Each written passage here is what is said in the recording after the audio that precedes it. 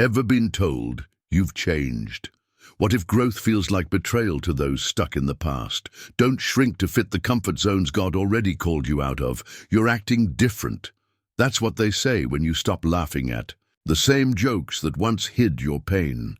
When you don't answer every call, when your spirit no longer bends to stay accepted by the circles you've outgrown.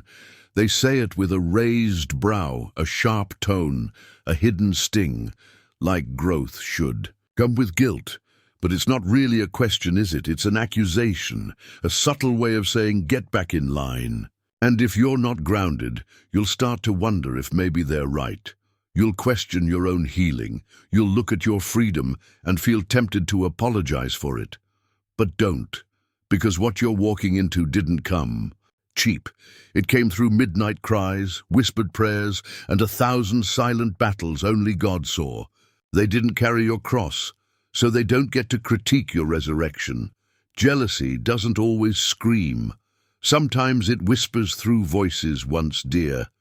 People you used to confide in, people who celebrated you as long as you stayed. Small enough to manage, but elevation has a way of revealing hearts, and not everyone who walked with you is willing to rise with you. Some would rather you stay wounded so they feel whole. Some would rather you play small so they don't feel the pressure to grow. And the most convenient way they keep you there? With 5 well-worn words, you're acting different now. But let me speak this over you clearly.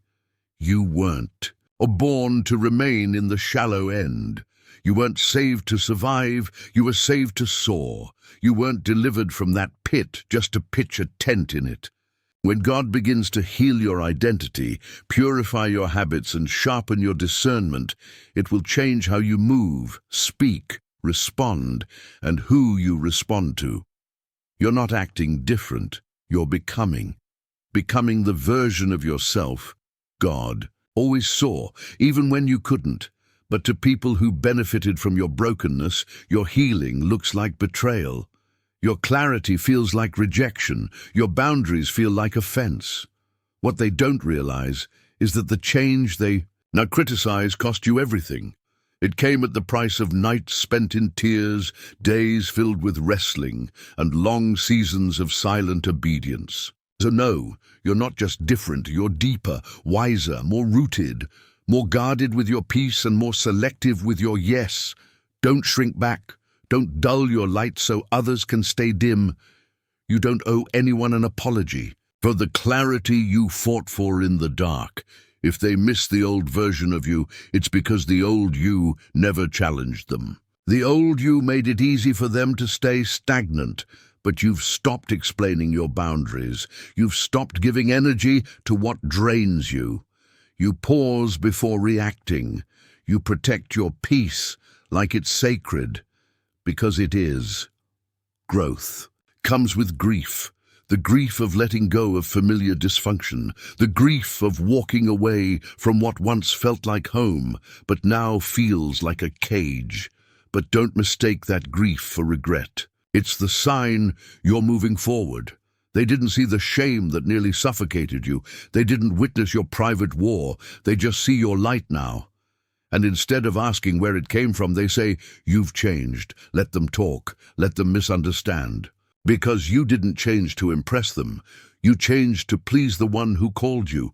Yes, let them say what they need to say. Because your journey was never designed for universal approval. You weren't called to be understood. You were called to be faithful. And faithfulness often confuses people who chase feelings. When you stop gossiping, they'll say you've become too uptight. When you stop going to parties, they'll call you boring. And when you start saying no without apologizing, they'll call you selfish. But what they're really seeing isn't your pride. It's their insecurity being triggered. Jealousy doesn't always look like bitterness. Sometimes it wears a smile and sounds like concern, but underneath it's an attempt to rewrite your story so it fits the limits of their perspective. They want to shrink your calling so it doesn't expose their comfort zone. But don't you dare shrink, not for the friend who says you're moving too fast. Not for the family member who throws "don't forget where you came from" as a rope to pull you backwards. You remember your roots, yes, but you refuse to let them become your ceiling. You honor your history, but you don't owe it your destiny. Because here's the truth: if someone's affection for you depends on you playing small, that's not love, it's control. And that kind of love will suffocate the very purpose God breathed into you. They're not intimidated by your light, they're haunted by what your light reveals. It forces them to look into the corners of their life they've spent years avoiding. That's why your obedience feels like an offense to them. That's why your transformation makes them uneasy. So yes, you are acting different. You should be. The Holy Spirit doesn't enter your life just to decorate it. He enters to renovate it. He stretches you. He convicts you. He rearranges your appetite for truth, for holiness, for peace. And as you grow, expect resistance. Expect whispers. Expect jealousy wrapped in friendly tones. But don't you stop walking, don't stop stretching, don't stop saying yes to who you're becoming, just to make the insecure comfortable. They'll say, "You've changed." Let that be your confirmation. Let that be your proof that God is still at work in you in ways they can't explain and may never celebrate. And then comes another familiar phrase, one that cuts deep under the guise of a smile. Must be nice. It sounds light, casual, almost harmless, but behind it is a subtle sting, one dipped in envy. Must be nice, is what people say when they're trying to explain away your blessings without acknowledging your battles, when they don't want to admit that they had similar chances but didn't make similar choices. It's easier to label your success as luck than to confront their own complacency. Easier to mock your miracle than to face their missed moments. But you and I both know your breakthrough wasn't easy. They see the smile, not the sleepless nights. They see the house, not the heartbreak. They see the joy, but not the journey. They don't know what it took for you to stand tall.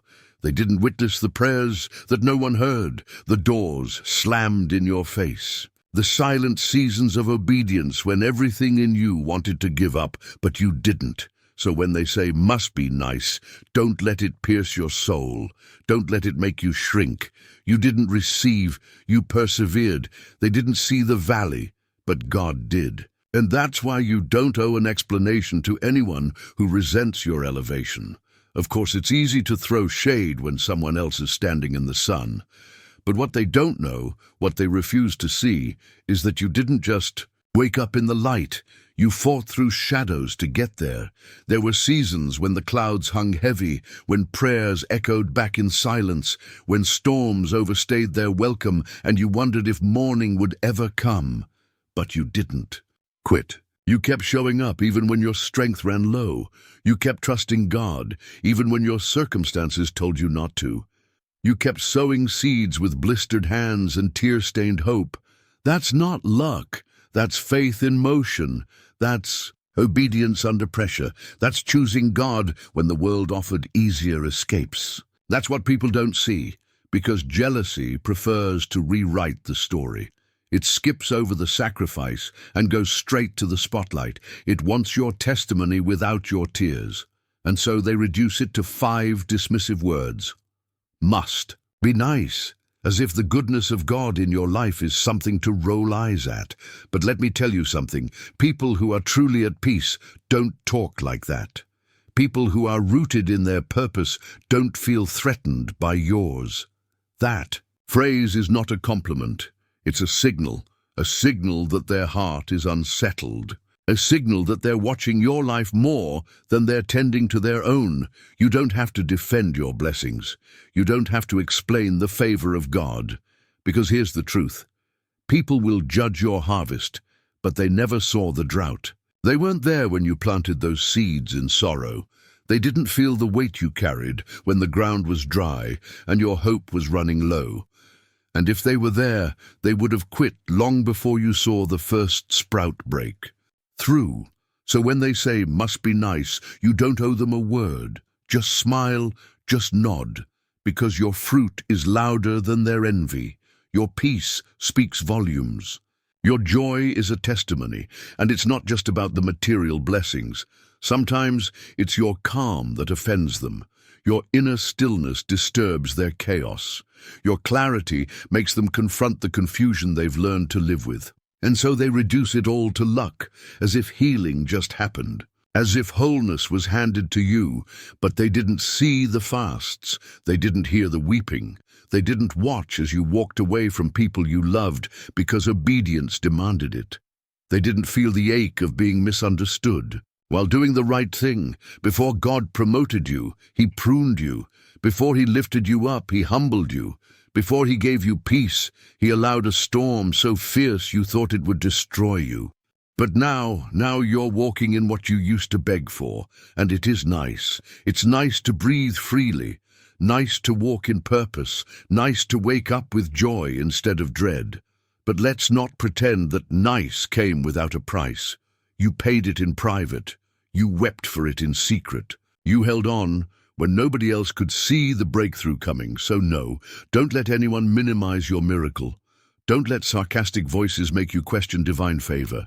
They didn't bleed for it, they didn't believe for it, and they certainly didn't battle beside you for it. So hold your head high, keep your heart clean, let your light shine, because every must be nice is proof that your blessing is visible. And it's not your job to make others feel comfortable with your calling. Your job is to stay faithful, to stay humble, and to keep moving forward. Because when God brings you through something, yes, it is nice. And it's okay to say so. It's okay to celebrate without shame. Because behind that celebration is a story of endurance, grace, and mercy. And make no mistake, that phrase, whether whispered in a hallway or tossed in a group chat, carries more than words. It carries pain. It carries insecurity. It carries conviction. Because when people are standing still, the movement of your life convicts them. When you rise, they're forced to notice that they're still stuck. And when they don't know how to climb, they criticize instead. But don't let their noise slow your pace. Jealousy may shout, but your purpose is stronger. And you're just getting started. And when that jealousy finds its voice, it often disguises itself in a simple, cutting phrase, "You think you're better than us." But listen closely. That sentence doesn't reveal anything about you. It reveals everything about them. Because when someone feels stuck, your movement is uncomfortable. When someone's drowning in fear, your courage feels offensive. When someone is avoiding growth, your transformation acts like a mirror, showing them everything they've avoided, everything they could be, but aren't. And the truth is, you didn't claim superiority. You didn't strut around showing off. You didn't belittle or broadcast. You just changed. You started choosing peace over chaos, obedience over opinion, purpose over popularity. And without saying a word, you exposed the excuses they built. Their comfort on. They remember you when you were unsure of yourself, when you second-guessed every decision, when you said yes to things that wounded you, when you laughed just to be liked, when you blended in so well you almost disappeared. But now they're watching you walk with clarity. You pause before reacting. You seek God instead of validation. You're setting boundaries they never thought you'd have the courage to enforce. That's not arrogance, that's healing. And to the unhealed, healing looks like pride. See, they were comfortable with the old you, the version that tolerated dysfunction, the version that was easy to predict, easy to manipulate, easy to dismiss. But that version of you, it died in the wilderness, and now you're stepping into the promised place. You're becoming the person heaven always knew you could be, and that's what shakes them. Not your words, not your choices, but the simple, undeniable truth that you didn't stay where they left you. So when someone says, "You think you're better than us," they're not talking about your attitude. They're feeling your elevation. They sense the shift. Even if they don't have the language for it, their spirit feels it. And instead of being inspired, they feel indicted. Because it's easier to accuse you of pride than confront their own stagnation. But don't let the guilt trip pull you backward. Don't trade your growth for their comfort. You didn't change to impress them. You changed because staying stuck started hurting more than growing ever did. You stepped out of the crowd. You broke the cycle. You made room for healing. You started choosing God's truth over the lies you used to believe. And naturally, the people who only knew your brokenness don't recognize your wholeness. They're unsettled because your glow reminds them of everything they refuse to confront. But this story isn't new. Open your Bible and see it time and again. Joseph had dreams and his own brothers betrayed him. David was anointed, yet even his family mocked him. And Jesus, the same crowd that shouted Hosanna, turned around and screamed, "Crucify him," days later. Why? Because elevation reveals hearts. Because obedience divides the room. Because the spirit behind "you think you're better than us" isn't new. It's ancient, it's bitter, and it fears the light. But here's the truth. You're not better. You're free. You're free from the need to explain yourself. Free from the pressure to please. Free from shame. Free from playing small to make others feel tall. That's not arrogance. It's alignment. It's what happens when you stop living for applause and start living for purpose. And yes, it makes some people uncomfortable. It might even make them angry. But don't apologize. Don't shrink. Don't dim the light that God ignited in you to keep others from squinting. You can be humble without hiding. You can be kind without staying silent. You can love people without abandoning your boundaries. So when they come with those words, those barbs, "You think you're better than us," you don't have to lash out. You don't even have to defend yourself, because you know the truth. And the truth is this: you were like them. Yes, you were lost, you were hurt, you were bound by things you didn't even recognize. But then God stepped in. Yes, you were lost. You were broken. You were insecure, unsure of your worth, addicted to the validation of others, silently suffocating beneath a mask of "I'm fine." But then God stepped in. He reached down into your darkness. He whispered into your silence. He met you in the storm and didn't just calm the wind. He rebuilt your soul. He pulled you from the fires no one else even knew you were walking through. And he refined you in places hidden from every eye but his. And now they see your light. Now they notice the glow of peace on your face. And because they never witnessed the dark room where God developed you, they assume your shine must be pride. But it's not pride. It's proof. Proof of grace. Proof of healing. Proof that transformation is real. So walk in that peace, friend. You don't have to carry their offense.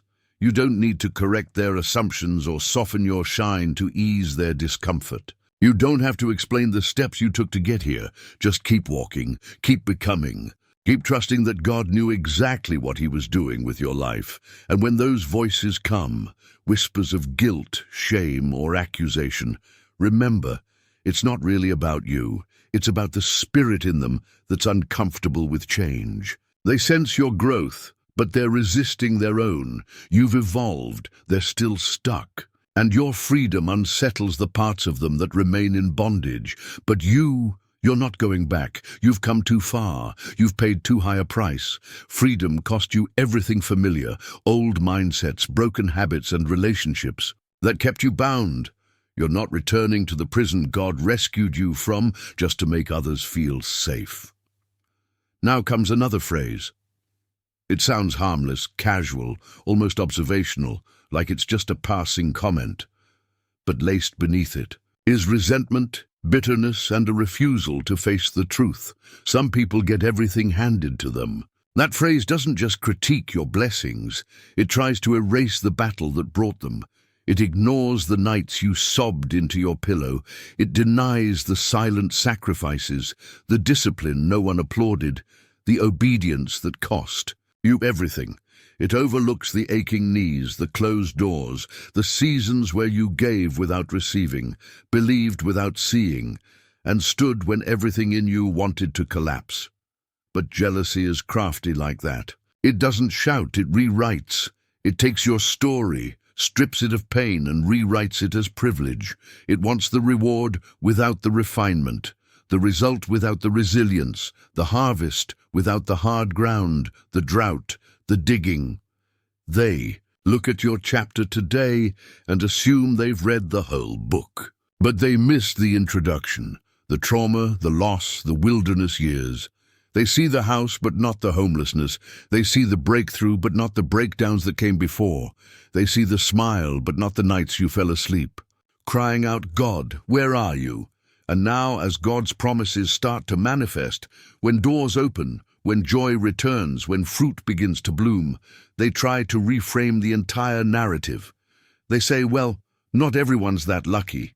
They scoff, some people get everything handed to them. But let's call it what it is. It's not a compliment, it's a cop-out.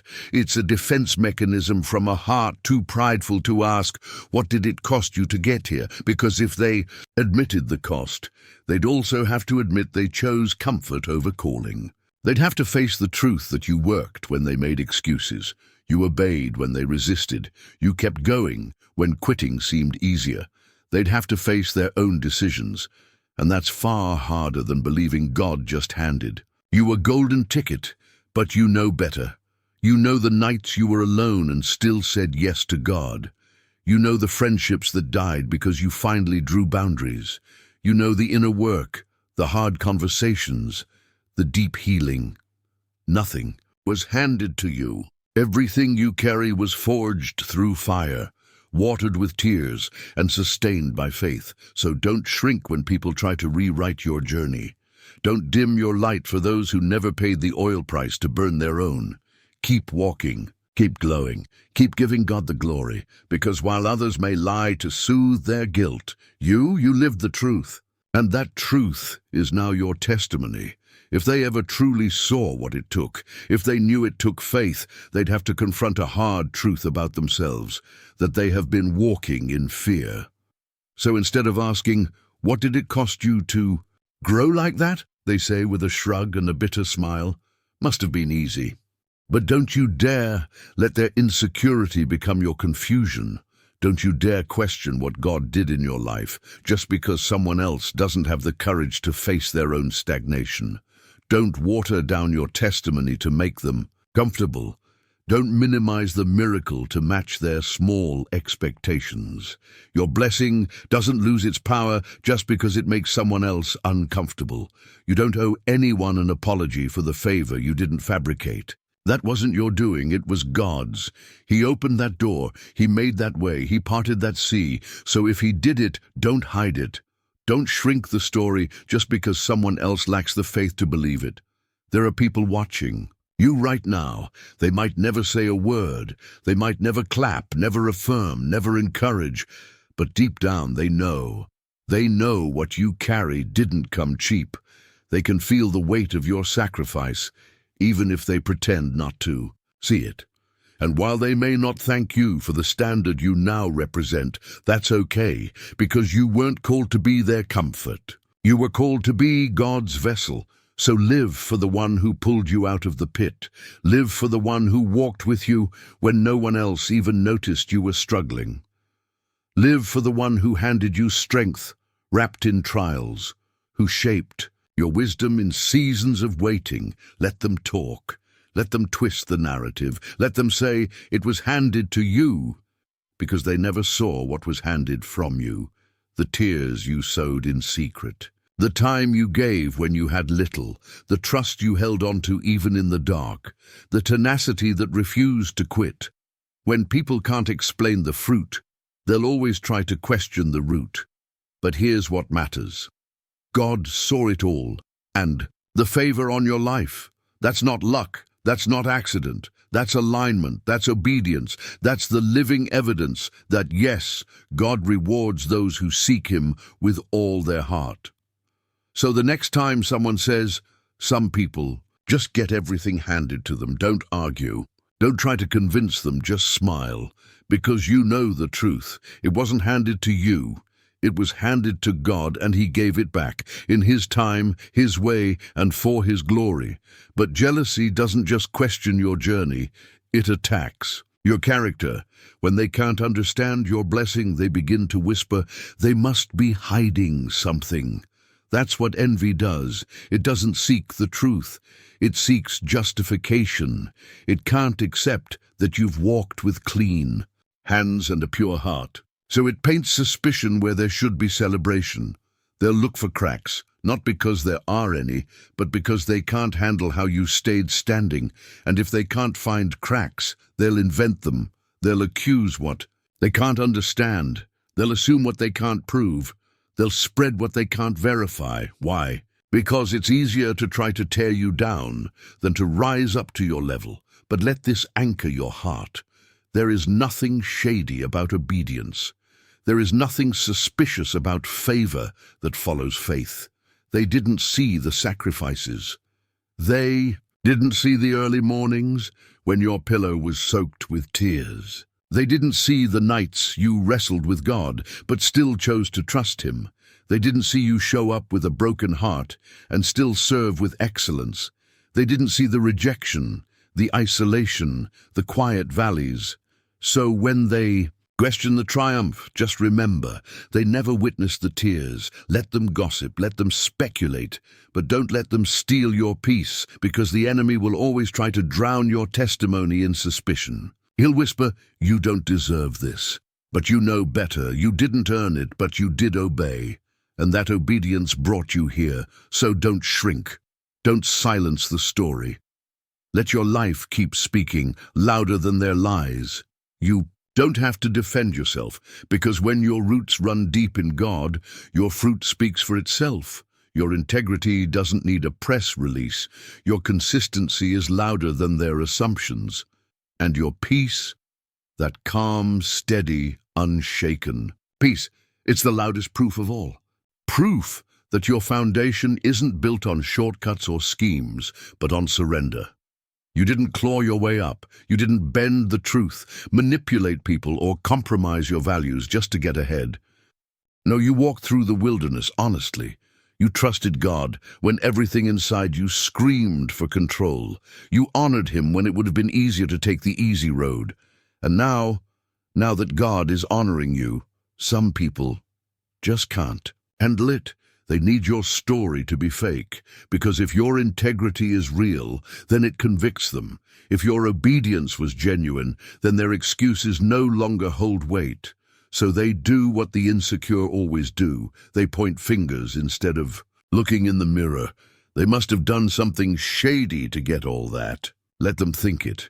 Let them whisper. Let them sit back and assume, because one day they'll realize what looked like overnight success was actually years of unseen faithfulness, stacked quietly, day after day. What they called luck was actually the slow, careful hand of God, weaving grace into every thread of your story.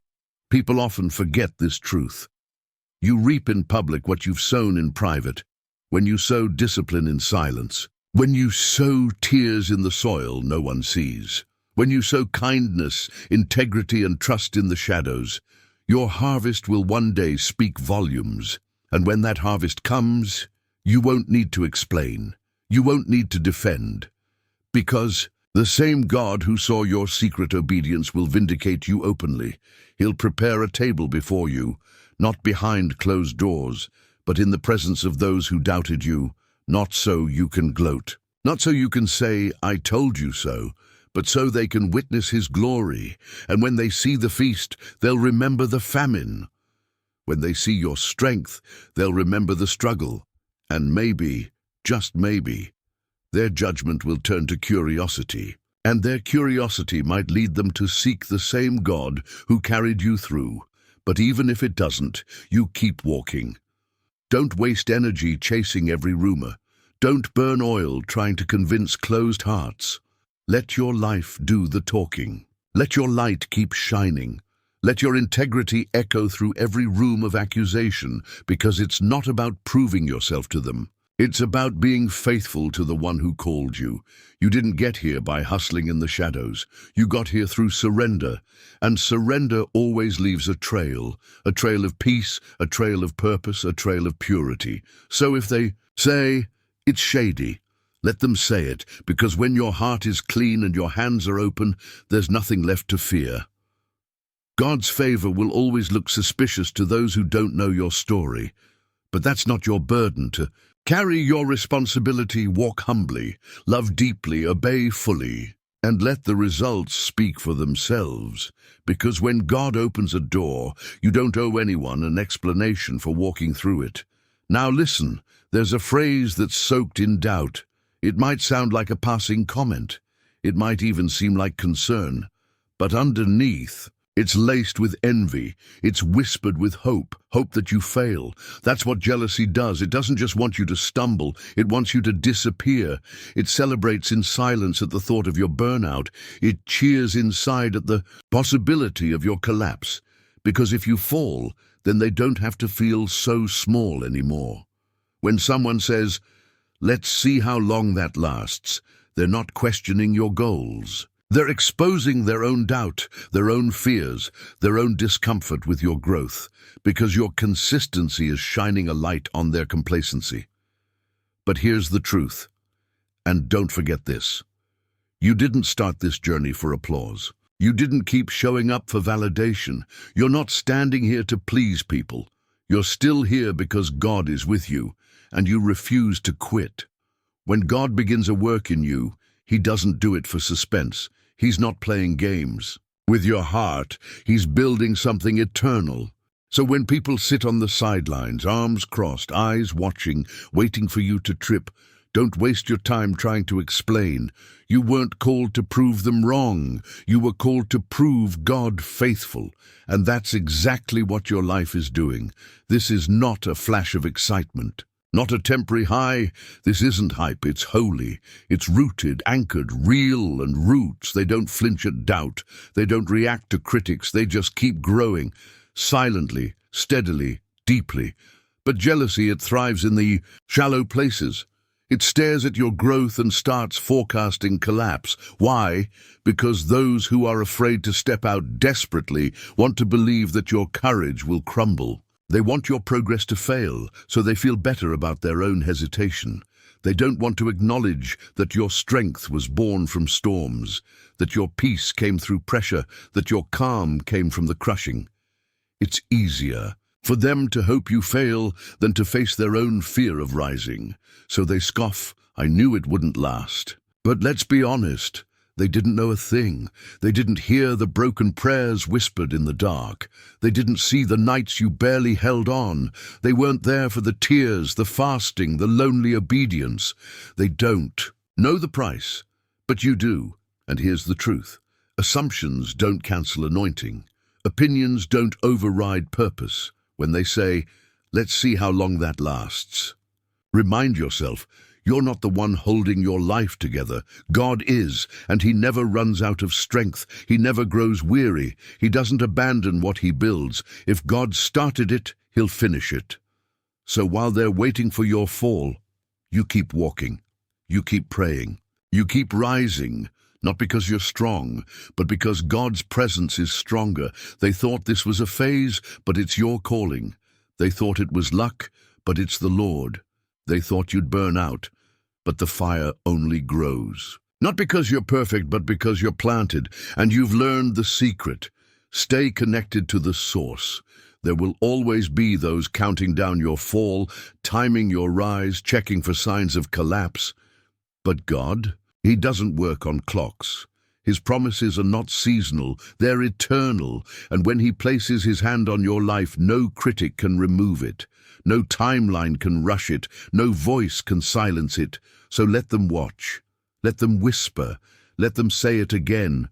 Let's see how long that lasts. Because what they're about to witness is something they've never seen before. Endurance, not hype, not emotion, not luck, but the steady, Spirit-led endurance that only comes when the Holy Spirit breathes on purpose. That's what can't be faked. That's what can't be copied. That's what envy can't kill. You might bend, but you won't break. You might stumble, but you won't stay down. Because what's inside you is greater than anything they can see from the outside. This isn't just energy. It's oil, oil that came through crushing, through pressing, through patient waiting, and now that it's flowing, nothing can stop it. So when they smirk and say, let's see how long that lasts, don't flinch, don't argue, just smile, because they aren't declaring your future. They're revealing their own insecurity, and while they're waiting for you to fall, you'll be rising, not in pride, but in promise, because the same God who started this will sustain it. And when God is your foundation, you don't just last, you overcome every single time.